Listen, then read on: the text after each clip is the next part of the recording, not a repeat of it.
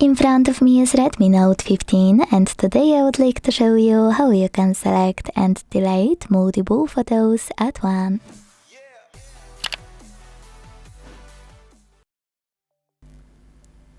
All you need to do is access Gallery app and decide from where you wanna delete your photos, from Photos section or one of your albums.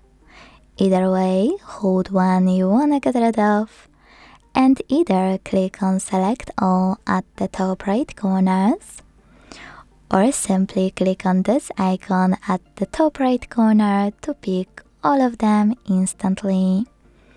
Now to keep some, tap on the chosen ones, and to get rid of the rest, use the Delete button at the bottom right corner. Then confirm your choice in the pop-up. Thanks so much for watching. If you enjoyed this video, leave a like, comment and subscribe. Bye!